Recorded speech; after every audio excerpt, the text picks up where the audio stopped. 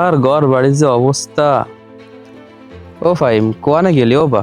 এই তো আব্বা, খুদলাই গেলাম। কিয়েতে গেলি? গেলাম একটু কাজের জন্য, কিন্তু কাজ হয়নি আব্বা।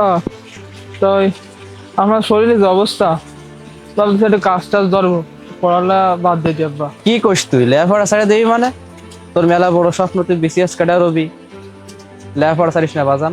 আব্বা নাসলা ভাই তো শহরে থাকে, তা ভাবতেছি তার দ্বারা যাবো, যাই কাজ করবো আর পাশাপাশি বিশেষ জন্য প্রস্তুতি নেবো। আচ্ছা আব্বা ঠিক আছে।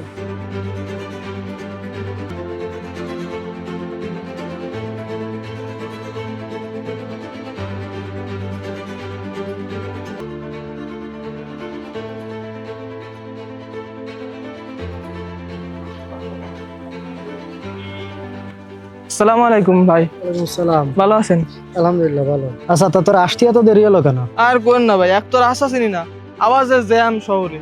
আচ্ছা চল বাসায় গিয়ে শুনবানি সব। তোর আসতে কোনো সমস্যা হয়নি তো? না, সমস্যা হয়নি। তা চাচা কেমন আছে? আছে আব্বা, ভালো আছে, বয়স এসে তো তাই ও একটু আছে রকম। আচ্ছা, তা শহরে আইসিস, কি চাকরি করবি তা কিছু ভাবিছিস? ভাই আমার একটা কাজের ব্যবস্থা করে দেন ভাই।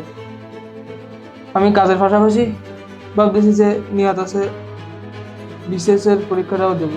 বাইরে এডে ব্যস্ত শহর, এনি কেউ কারো না, যে যা করতে পারবে সে তাই পাবে। ভাই আমার মেলা কিছু লাগবে না, শুধু একটু পরিবারের সাথে থাকবো, আর মেলা এসে আমি একটু বিসিএস পরীক্ষা দেবো, এটুকু করলেই হবে না। আচ্ছা দেখি কি করতে পারি তোর জন্য।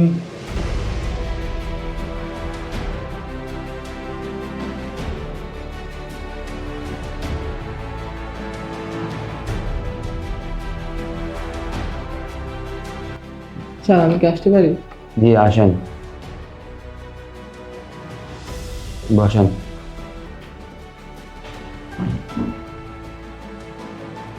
স্যার আমার সাথে আমার ফোনে কথা বলুন, চাকরির বিষয়ে এই জন্য কি করুন।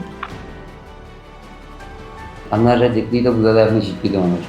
আপনার এই সমস্ত লাগবে না, আপনার চাকরি এমনিতেই 100% হয়ে যাবে। স্যার তারপরে একটু দেখলে ভালো হতো না? আচ্ছা শোনেন, আপনার প্রথম স্যালারি ধরা হবে 30,000 টাকা। তারপর 1 মাস পর আপনার কাজের দক্ষতা অনুযায়ী আপনার স্যালারি বাড়ানো হবে। আচ্ছা, আপনার থাকা খাওয়া কোম্পানি দেবে, আর আপনি যদি কোনো সময় অসুস্থ হন, সেই অসুস্থর জন্য আর কি আপনারে কোম্পানি থেকে চিকিৎসা করা হবে। আরও আপনার বিভিন্ন সুযোগ সুবিধা আছে, কিন্তু আমাদের কোম্পানিতে একটা নিয়ম আছে। আমরা কোম্পানিতে লোক ঢুকানোর সময় 20,000 টাকা জামানত দেওয়া লাগে, তারপর আমরা আবার ওই টাকাটা ফেরত দিয়ে দিই। কিন্তু স্যার এত টাকা। কিন্তু আপনাকে তো এই টাকাটা ফেরত দিয়ে দেওয়া হবে, আপনি এত চিন্তা করতেছেন কেন?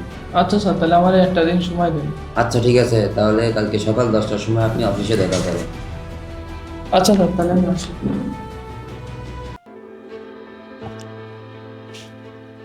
আসসালামু আলাইকুম আব্বা। ওয়ালাইকুম আসসালাম। আব্বা আমি তো চাকরি পাইছি, আলহামদুলিল্লাহ। কিন্তু আব্বা কিছু টাকা লাগতো। কয় টাকা আব্বা? আব্বা 20,000 টাকা হইলে হয়ে যেত। ওয়াল্লাহ এত টাকা? কই পাবো এত টাকা? দেখেন আব্বা, আমি বেতন পাইলে পরিশোধ করে দেবো আব্বা। আচ্ছা দেখি। আচ্ছা আব্বা ঠিক আছে। আচ্ছা দেখেন স্যার, এই যে টাকা। আচ্ছা তাহলে কালকে এসে আপনি জয়েন করবেন, আর আমাদের লোক আছে সবকিছু আপনাকে বুঝিয়ে দেবে। ভাই তাহলে আজকে তো আমার প্রথম দিন, এই দোয়া করেন আমার জন্য। আচ্ছা যা, আর এই একটা শার্ট পরে সব জায়গা যাবি না? ভাই আমার তো একটাই শার্ট। আচ্ছা ভাই তাহলে যাই, চাকরি যেহেতু পাইছি তাহলে বেতন পাই একটা কিনবানি।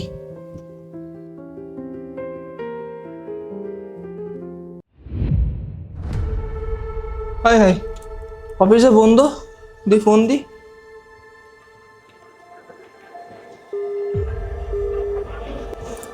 ফোনও দি বন্ধ, আমার টাকা। হাই হাই কি হলো?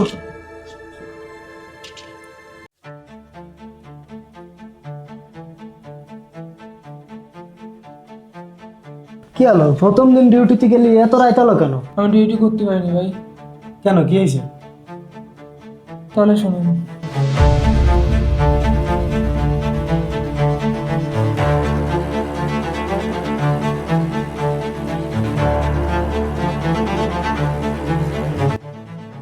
আচ্ছা তাহলে কি আর বিয়ার না, বাড়ি চলে যাবি? না ভাই, দেখি কি করা যায়, আর কোনো চাকরি পাই কিনা। এই অবস্থাতে যদি বাড়ি চলে যাই, এমনিতে আব্বা অসুস্থ, আর যদি টাকার কথা শুনে না জানি কি হবে। এটা শহর, কেউ বিশ্বাস করিস না, কেউ কারো বিশ্বাসের মর্যাদা রাখে না। আচ্ছা তাহলে দেখ কি আরবি, আর আমিও দেখি কিছু করতে পারি কিনা।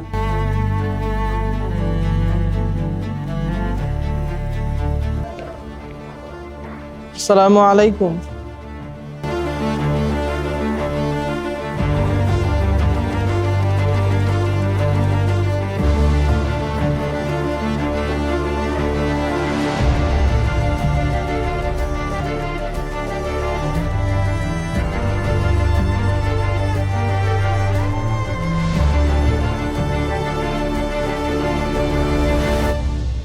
তো কি হলো, তো চাকরি বাকরির কোনো খোঁজ খবর হলো কিছু?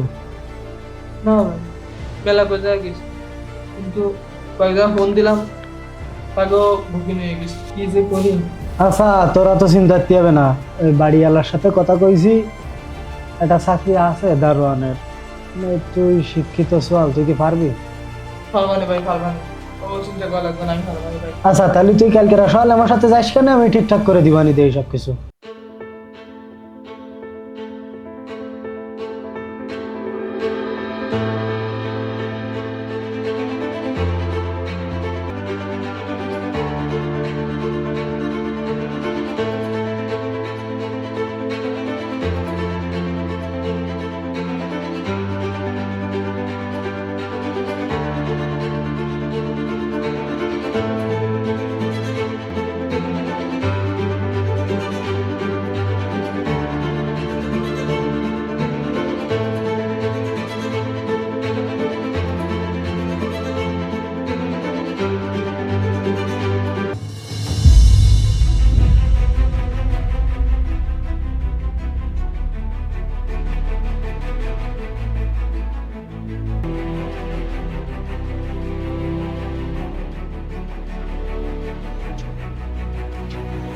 নাসরুল্লাহ, এদিকে আসো।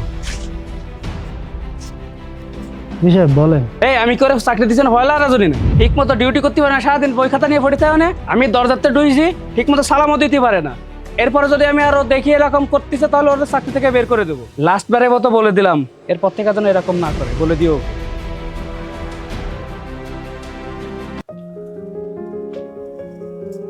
তো তুই এনে দাঁড়ায় রয়েছিস কেন? এনে দাঁড়ায় থাকতে হবে, যা গেটে যা। ভাই, আমার জন্য আপনার বেশি বেশি পরিচিত না। আরে তোর কাজ তুই কর দি, ও তো মাঝে মাঝে কবে, আমি দেখবানি, যা ওই গেটে যা, এনে দাঁড়ায় থাকিস না। কি সবকিছু কেমন চলতেছে? জি ভাই, আলহামদুলিল্লাহ ভালো, কিন্তু ভাই একটু কথা ছিল। কি হয়েছে? ভাই কালকে তো আমার ভাইবা, তো যদি একটা শার্টের ব্যবস্থা। আচ্ছা তুই কর করে বাসায় আয়, রাত্রি আমি দেখতেছি। আচ্ছা।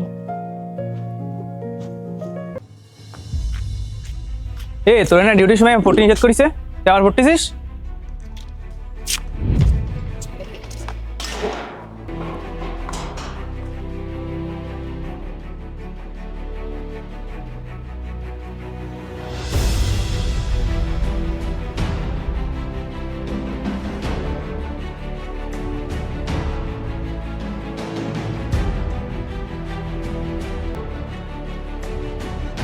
নাসরুল্লাহ, নাসরুল্লাহ,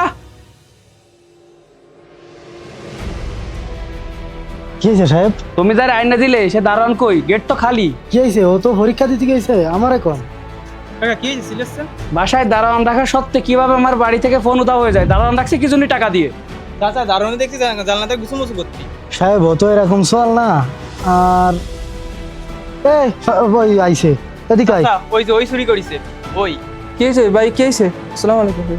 নবাব আইছে, কিছু জানে না। এই তুই নাকি ওই সাহেবের ঘরের তো ফোন নিছিস? কি কোন? আমি যে কিছু জানি। তুই তো ফোন চুরি হয়েছিস সাহেব, আমার তো বিশেষ পরীক্ষা ছিল সাহেব, আমি পরীক্ষা দিয়ে গেলাম সাহেব, আমি নিনি সাহেব। আমি দেখছি তুই ফোন নিছিস। না না, আমি নিনি। তুই নিছিস ফোন। দেখো নাসরুল্লাহ, তোমার অনুরোধে আমি ওরা চাকরি দিলাম। ও আমার বাড়ি আসার পরে একটার পর একটা চুরি হচ্ছে।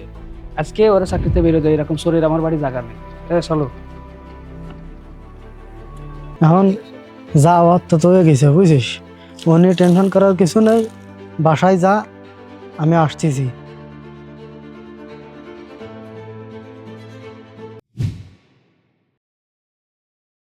এ ফাহিম ওঠ,